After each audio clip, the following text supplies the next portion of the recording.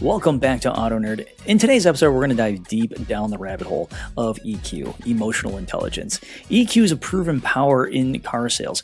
And in this particular episode, I'm going to show you the research-backed insights, real dealership wins, and strategies that are going to transform the way that you tackle the sales process from here going forward.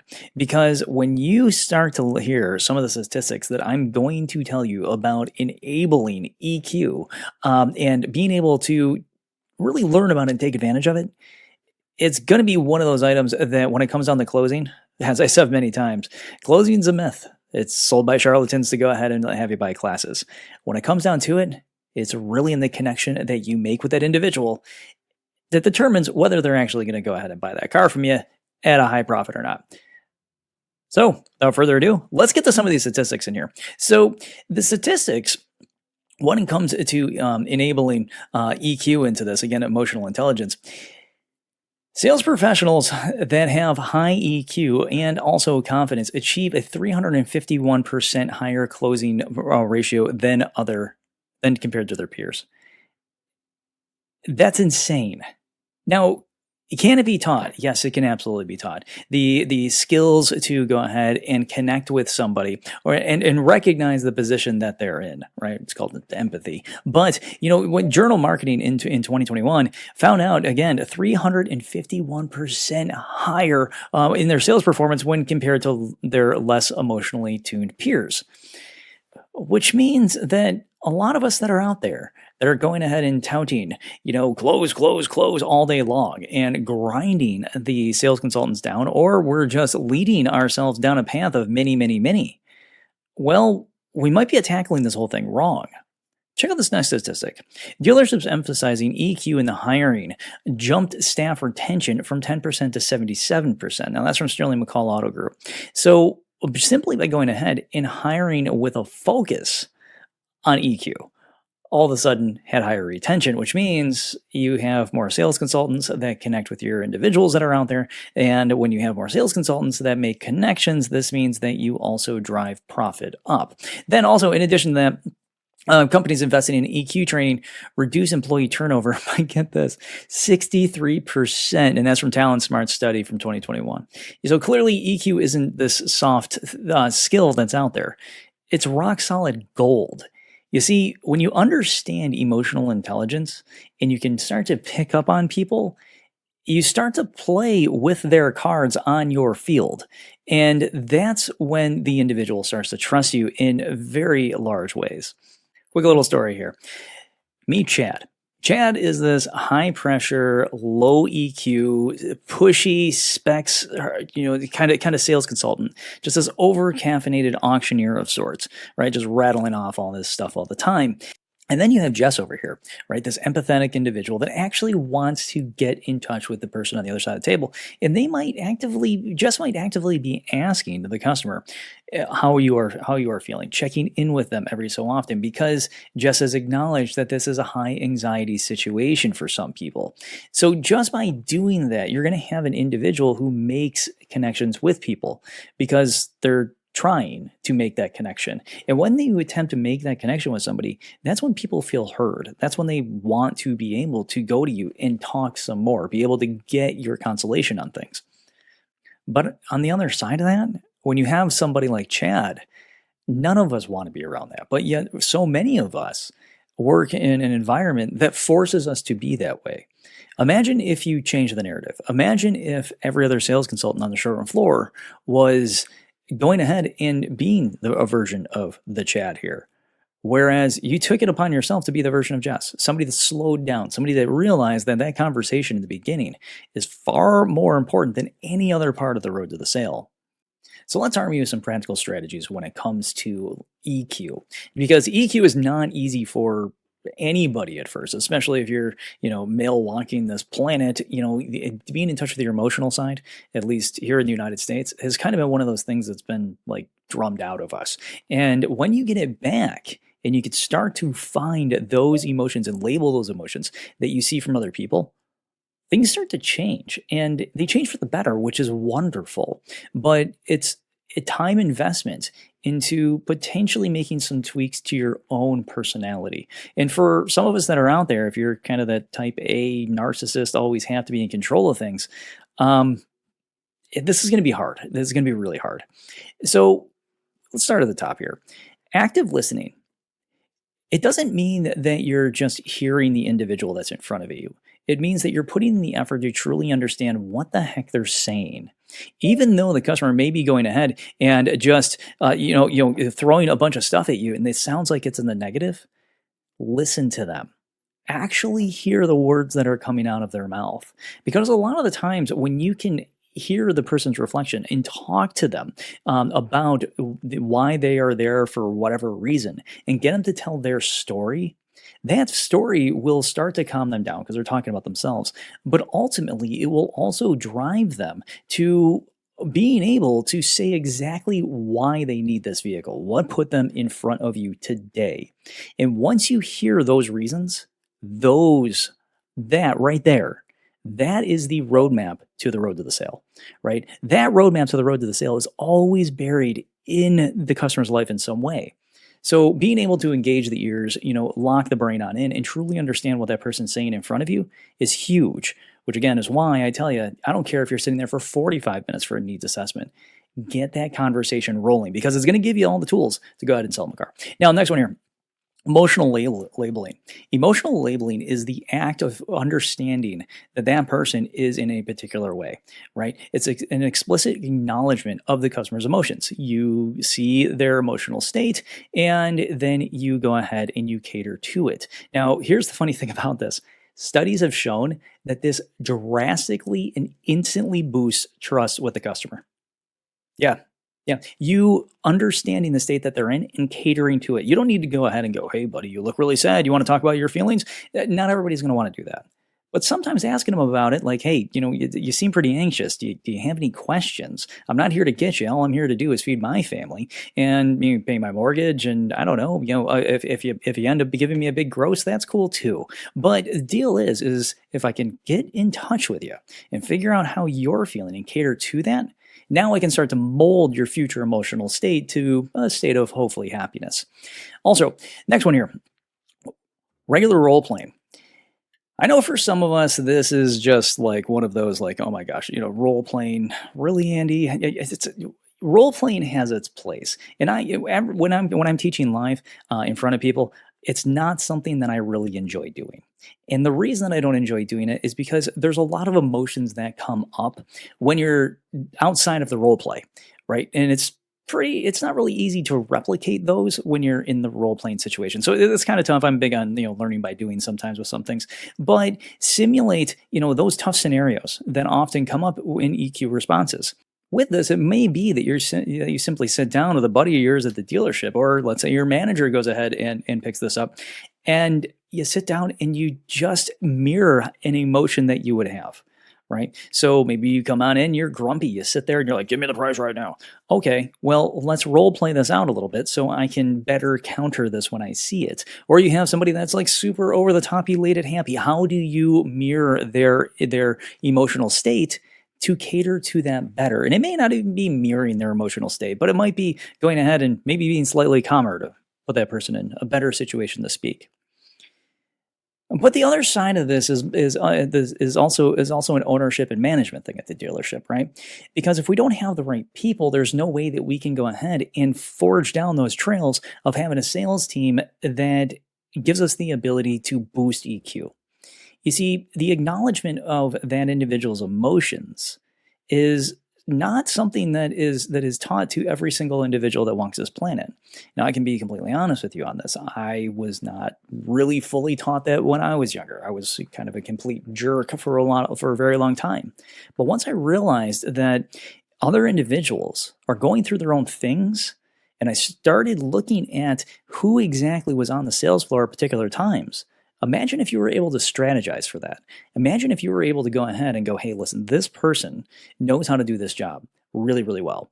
So I'm going to go ahead and make sure that they're there at these particular times. This is going to help out with a couple of things. First off, it's going to reduce your onboarding time significantly. If you know who's coming on in and you have gone ahead and you've went through a hiring process that looks at things like EQ, if you have people that are emotionally intelligent on the showroom floor, that connection's made, and then all of a sudden your gross profits go up. I mean, seriously, imagine this. Imagine for 1 month, the first month that you hire everybody in, everybody's brand new, right? EQ is very high with the whole team, and then all of a sudden, sales drop the first month. But you're looking at your gross profits and you're going, wait, they're going up, right? They're going way up. So all you got to do is teach them to speed things along a little bit, not much. And once those connections, that pattern of connection with the sales consultant and the customer becomes something that the sales consultant is very comfortable with, now you are in a position where I can look at a sales consultant and say, hey, I need you to work in this particular individual because I know you're going to close them. Now we have more cars being sold because I have a team that knows what they're doing, that is emotionally intelligent, that can now make those connections, and now my cars have higher gross profits. Yeah, my email, I don't know if you know, is down below. Feel free to shoot me a text, feel free to shoot me an email, and I'm happy to go ahead and help you out. But here's the thing. With emotional intelligence, it is all based on the fact that we're locking in with that other person. And when we do, that other person is more than willing to acknowledge the fact that we're there to help, and they give us the cards to do so. And we know that this is treated like a poker game with a lot of people, right? You got the customer on one side of the table, and they're sitting there with all their cards, and then you have us on the other side of the table, and we don't have any cards to hold. And our job is to reduce the customer's anxieties to the point where they can start giving themselves permission to buy the car. Well, the only way that we can do that is recognizing how that anxiety is propagates and how to go ahead and reduce it. And this is where relationship building comes on in. In different genres of sales out there, though, EQ shines a little bit differently, and the relationships are a little bit different as well. Again, back to what I've been saying the whole time, the moral to this story is getting in touch with the customer. And once you do, you start to have trust built. So for example, business to business car sales, retail EQ delivers immediate empathy and trust. And that's the Mardic group in 2021. Now, this is essential for rapid business decisions. So if that relationship is there in business to business sales, and the person says, hey, here's my problem, you immediately solve it. They know that you're reliable. Boom, you can go ahead and have that fleet of deals. Now, in addition to that, in fleet sales, EQ builds long-term relationships. And that's the point. Because with fleet, you need to keep that channel rolling. It's not just about, hey, you know what, I sold you a fleet of 20 cars. The local police department's happy now. It's, here, I sold you these 5. And then next year, you need 5 more. And then next year, you need 5. And that just keeps going. It's way more than 20 cars. And by doing this long-term relationship that will be built off things like you're emphasizing trust and reliability, especially in those critical moments when things are just not going well, right, for the person that buys them. If you can have them quick and you can always be the reliable person for them, all of a sudden that long-term relationship stays there forever. And then once you know who that individual is that you're working with for fleet sales or business to business or individual car sales, you can hit them back in the tone that they appreciate. Be able to have a conversation with them in a tone that they understand, with conversations that they get, right? Now, EQ isn't an optional thing though, right? It's fundamental across the board. It's something that when you go ahead and you take a look at how everybody connects with themselves, you know that when you sit down, for example, at like a bar, right? Sit down, you look at the person next to you, and you're just like, nah. You just kind of get the heebie-jeebies. And then, but you sit down next to another person, and all of a sudden you strike up a conversation, right? When all of a sudden you notice that person that you struck up a conversation with, you click. That click is what we're talking about. Where is that click with the customer? Do you have to dig for it? Because if you have to dig for it, that means that you have to go through the things that I was talking about. You got to listen to them. You got to figure out what that emotion is that they're dealing with, and then get into some fashion of being able to handle that emotion. Okay? It's not about just selling cars. Actually, as I've mentioned many times, the reasons why people buy a car is you, and you. It's not the vehicle. It's not the money, right? Getting a good deal, you tell a couple of people. You go ahead and you have a great time, you tell the world. So EQ is kind of a funny thing, right? It's something that we're never really taught. It's something that we never really talk about. And it's one of the most important things for us to go ahead and learn. And so, again, my email's down below. Feel free to hit me up. But thing is that EQ directly boosts sales by a margin of 351%. Somebody that with low EQ versus high EQ, 351% gap in their closing ability. I mean, that's absolutely insane. It also increases satisfaction because you're connecting with the individual on the other side of the table. And then when it comes down to retention, well, first off, your employee is going to be far happier. And if your employee is happier, your sales consultant's happier, then your customers by proxy are going to be happier as well. And that is going to keep you around longer at the store. Again, this is not about the store catering to you as a consultant. It is about you investing in the fact that you want to be happy. You are going to go ahead and turn that page. Because if you got to go ahead and deal with the everyday stuff that gives us a lot of stress, look at it. Actually look at it for what it is and label it something that is actually dictating the problem. And you're going to find out pretty quickly, it's not anything that really matters.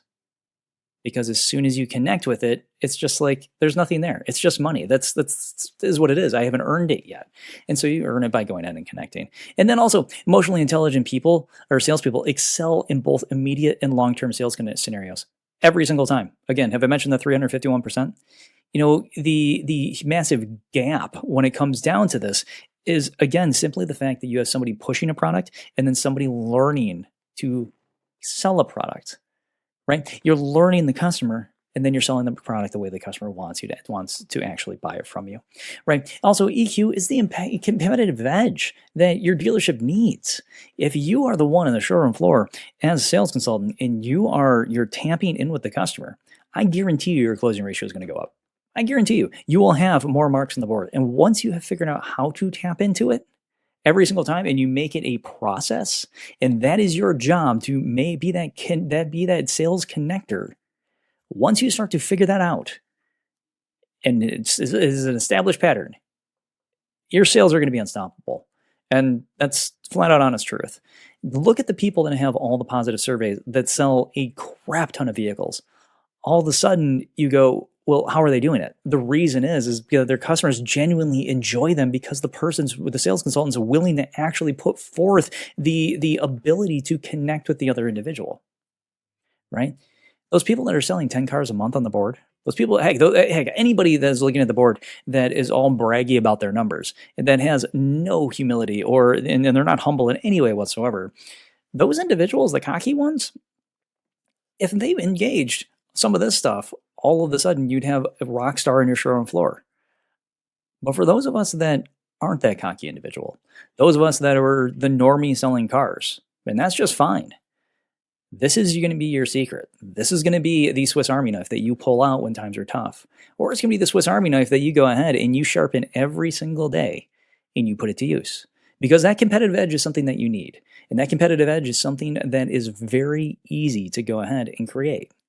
And it's just about you investing in the fact that other people are in one way or another. And as soon as you figure that out, all their cards are on the table. Thank you for tuning in to Auto Nerd this week. I know this topic was a little bit different than most, but here's the deal. We can go ahead and do things the same way that we've always had and deal with the same results that we always get. Or we can learn the skills by which humans actually operate. So until next week, when Mirror Mirror Mastering Customer Validation in Car Sales comes out, hit that subscribe button, go through some of those past episodes, maybe go ahead and pick up a couple extra skills along the way. But please, if you can, do me a favor. Share this with somebody that may be needing it because, well, car sales is hard enough as it is. And if we can all learn to be a little bit happier by acquiring the right skills, all of a sudden, we have a more peaceful sales floor. All right, so until next time, keep that EQ high and those sales even higher and watch them skyrocket as you hone this ability. Auto Nerd out. See you next Thursday.